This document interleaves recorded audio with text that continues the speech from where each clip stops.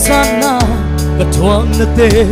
phật về về hồng thân em xa kiến lung kia in cả ông thầy dê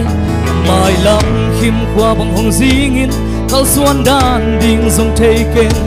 hùn liêm xa te hàng in mô luôn khi nu dê phải hi dòng tàu ba hồng in na lại lung nga cả kêu chiang in cây tàng hồng xếp sắc khem béo tê mai mi lao kha lăng nghe cây thuộc na tê chỉ thầm hí cây hồng in na chu cả tel chiang in chu pha lam bia cây hồng bị na hi zo lấy tung nốt sang na khem béo tê sang in gần thấy na ai dâu na kiang gần theo rồi gần thấy hớt sát lum khăm na gần xiên na tê hồng tung rơi ngắm min xuống rêu đi nghe à tôm tung nghi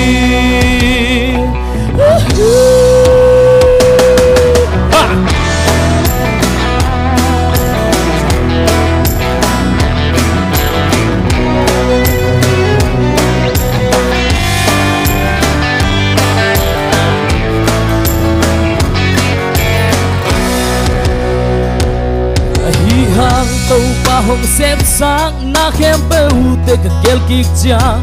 cây a ding a sia khát bek hồng gel sáng ngày lâu tắt tàu ba cây a ding a hoi zo hồng gel sáng na khem bêu ke telin chúc pha lam bia cây hồng bi na hi zo lấy tung nó sáng na khem bêu tê sang gần thấy nơi dòng nước kiếng gần theo rồi gần thấy hớt sát lung khăm na gần xiên na tê hồng tung rơi